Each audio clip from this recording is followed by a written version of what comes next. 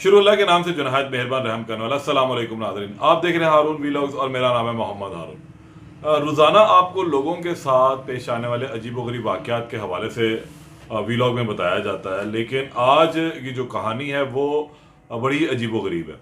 ये किसी और के साथ नहीं, मेरे अपने 18 साल के कैरियर में पेश आने वाला एक ऐसा वाक़या है जिसको गुजरे अभी 24 घंटे नहीं हुए, वो आज मैं आपसे शेयर करने जा रहा हूँ। ये वाकया गो कि अब मैं लाहौर में रहता हूँ, लेकिन ये वाकया रिलेटेड है जाफर एक्सप्रेस बलूचिस्तान के हवाले से। ये वाकया किससे रिलेटेड है? 18 साल में बहुत कुछ देखा, बहुत सारी चीज़ें गुजरी, मुशाहिदात भी हुए, तजर्बात भी हुए, सीखने को बहुत कुछ मिला। और जर्नलिज्म एक ऐसी फील्ड है जिसके अंदर आप आखिरी दिन तक सीखते ही रहते हैं। और अब यही एक थोड़ा सा आज आप लोगों के साथ वाकया मैं शेयर करने जा रहा हूँ। सबको इल्म है कि गुज़िश्ता 2 रोज़ से एक वाकया रूनमा हुआ था बलूचिस्तान मच के इलाके में, जहाँ पर जाफर एक्सप्रेस को दहशत गर्दों ने रोक लिया, धमाका खेज मवाद से पटरी को उड़ाया, फिर उसके बाद ट्रेन पर हमला कर दिया। 400 से ज़्यादा अफराद को जरगमाल बना लिया, सिक्योरिटी फोर्सेस ने ऑपरेशन किया और पहले रोज़ 100 से ज़्यादा अफराद को जो है वो निकाला उधर से जो जरगमाल बनाए गए थे, और फिर बाकी लोगों को भी निकाल के इस ऑपरेशन को क्लीन कर दिया और जितने भी दहशतगर्द थे वो मारे गए। इसके अंदर जहन्नम वासिल हुए। लेकिन इसमें जो सबसे एक अहम शख्स था जो पहले दिन से ही मरकज़ निगाह बना रहा, वो था इस ट्रेन का ड्राइवर अमजद। अमजद यासीन इसका नाम था। और पहले दिन इसके मुतल्लिक ये खबर आई थी कि अमजद यासीन जो है वो ट्रेन के इस ब्लास्ट में, इस हमले में मारा गया। उसके हवाले से जो है मुख्तलिफ बातें गर्दिश करती रही कि उनको गोली लगी थी और उसके बाद वो जख्मों की ताब ना लाते हुए जहाँ भाग हो गए।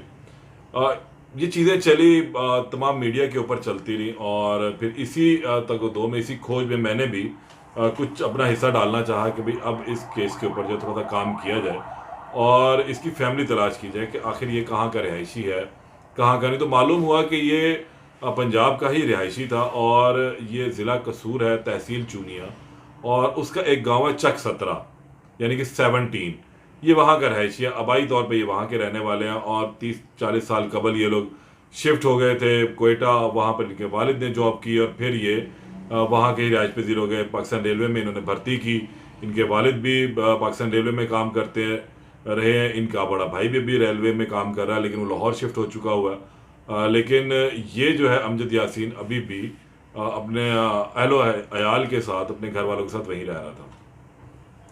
खबर आई, मैं भी उसकी तगदो में निकल गया और कल यानी कि बुध वाले दिन 4 बजे के करीब हम चक 17 में पहुंचे और वहाँ पर मैं इनके अहले खाना से मिला। इनके भाई, बड़ा भाई जो है इनका अरशद, उससे मुलाकात हुई, उनसे गुफ्तगू हुई। मैंने उनसे पूछा कि भाई अमजद यासीन के हवाले से कोई ऑथेंटिक खबर आपके पास है? तो उन्होंने कहा जनाब हमारे पास ये इतलात है कि वो अभी इस दुनिया में नहीं रहा, क्योंकि अब 40 घंटे हो चुके हैं, हमारा कोई राब्ता नहीं है, ना किसी ने हमें बताया है और इस हवाले से ना उसको जब हम फ़ोन करें तो उससे भी राब्ता कतई तौर पर नहीं हो रहा।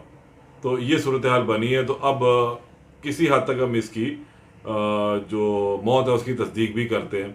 मैंने कहा फिर अब मज़ीद आप लोगों को क्या है कि यहाँ दफनाएंगे? उसने कहा जी बिल्कुल, हमारे वालदैन यहाँ मदफन है तो हमने यहीं पर ही दफनाना, ये हमारा आबाई इलाका है और अब हम यहाँ पर इनको दफन करेंगे। खैर इनका इंटरव्यू करना था, इनके कज़न से मेरी बात हुई, उसामा से, उसका इंटरव्यू किया और बाकी जो इनके भाई थे वो इस हालत में नहीं थे कि वो इंटरव्यू दे सकते, तो उन्होंने माजरत कर ली। मैंने कहा जी बिल्कुल, हम इनको फोर्स नहीं कर सकते, इखलाकी तौर पर नहीं बनता कि एक घर के अंदर मातम है, सोख का समा, और हम उन्हें अपने इंटरव्यू के लिए जो है थोड़ा सा मोटिवेट करें, तो ये गैर इखलाकी सी हरकत थी। मैंने कहा जी बेहतर। और फिर हम इनके कज़न से इंटरव्यू करने के बाद और चीज़ें अपना जो मज़ीद काम करना था, वहाँ अहले इलाका से मेरी बातचीत हुई। अमजद यासीन के हवाले से लोगों ने बड़ा अप्रिशिएट किया कि बहुत अच्छा आदमी था। ये तमाम बातें करने के बाद इतने में मगरिब का वक्त हो रहा था, रोज़ा खुलने का वक्त था। हमने वहाँ से अपना सामान समेटा और मैं निकल पड़ा आगे की जानिब, भोए आसल मेन चौक पे। वहाँ जाकर हमने नमाज मगरिब अदा की, रोज़ा खोला और फिर वहाँ से हम पत्तोकी की जानिब रवाना हो गए, क्योंकि ये भोए आसल बिल्कुल छोटा सा एक गाँव है और यहाँ पर कुछ ख़ास चीज़ें अवेलेबल नहीं है। सिर्फ पानी मिल गया, बोतल मिल गई रोज़ा खोलने के लिए, तो उस पर इक्तफा ही हमने उस वक्त किया। और फिर वहाँ से हमने सोचा कि अब खाना खाने के लिए पत्तोकी जाया जाए। जिस वक्त इस गांव में हम फिर रहे थे तो किसी हद तक ये मॉडर्न गांव भी है। पक्के घर थे यहाँ पर, पक्की गलियाँ हैं, खुली कुशादा गलियाँ हैं, लेकिन तर्ज ज़िंदगी जो है वो गांव वाला ही है। और लोगों ने अपने जानवर पाले हुए हैं जिनसे ये ज़रिया माश भी है इनका। इसके अलावा कुछ इर्द गिर्द ज़मीनें थी, हरियाली थी, उस हरियाली को भी हमने देखा। ये तमाम चीज़ें देखते हुए और इस तमाम मामलात को देखने के बाद, इनसे गुफ्तगू करने के बाद, इंतहाई सादा सी फैमिली, खुश इखलाक फैमिली है और बहुत ही मिलनसार। और इससे सबसे अहम बात यह है कि तमाम के तमाम लोग जो है वो फैमिली मेम्बर्स ही, क्योंकि वहाँ पर इनका तकरीबन कोई 150-200 से ज़ायद अफराद का कुंबा है जो उस इलाके के अंदर रहता है, चक 17 में। और बच्चा बच्चा इन लोगों को जानता है, तमाम फैमिली को। बुजुर्ग इनके मिले, इनके वालिद के दोस्त मिले, इनके दादा के एक दोस्त मिले, उन्होंने भी यही कहा कि जी अमजद बहुत अच्छा लड़का था और बहुत अच्छी गुफ्तगू थी। इस दौरान फिर हम पत्तों के लिए रवाना हुए। पत्तों की जाकर पहुंचे, वहाँ खाने का ऑर्डर किया, खाना खा रहे थे तो 7:30 बजे एक मैसेज रिसीव हुआ ट्रेन ड्राइवर के हवाले से।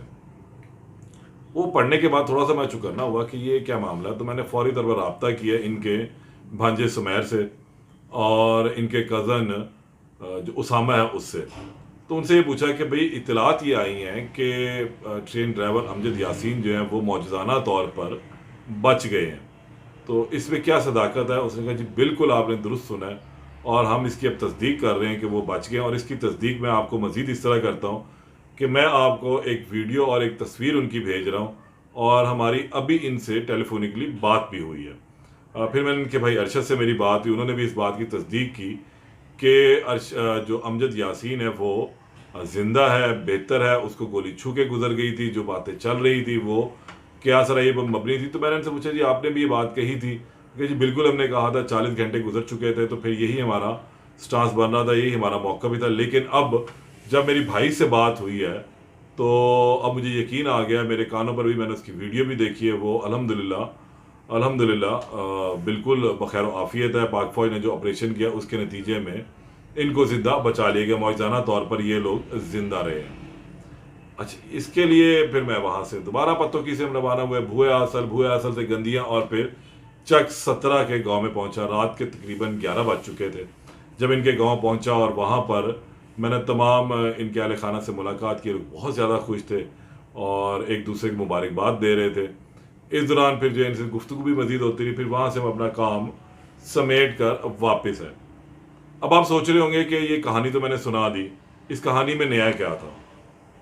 इस कहानी में नया यह था कि मेरे 18 साल के कैरियर में पहली मर्तबा ऐसा हुआ कि किसी के शौक के ऊपर मैं गया था अपनी रिपोर्टिंग करने के लिए, अपना जो मेरा ड्यूटी है, जो मेरे फ़राइज़ अंजाम देने के लिए। लेकिन वहाँ पर कुछ घंटों के बाद फिर उसी शख्स के मौजूदाना तौर पर महफूज रहने की इतला मिली। मैंने पहले जो आंखों में आंसू देखे थे वो मातम के थे, शोक के थे, गम के थे। और जब ठीक 2 से ढाई घंटों के बाद जो मैंने दोबारा आंखों में आंसू देखे और ये खुशी के थे, शुक्राने के थे। पहले जो लरजती हुई कपकपाती हुई आवाज़ मैंने सुनी थी वो प्यारे के दुख की थी, उसके बिछड़ने के दुख की थी। लेकिन दोबारा जब मैंने लरजती हुई जज्बात से भरी आवाज़ सुनी तो ये वो आवाज़ थी जिसके अंदर खुशी को पा लेने का एक अजीब सा एहसास था जिसके लिए अल्फाज मौजूद नहीं थे।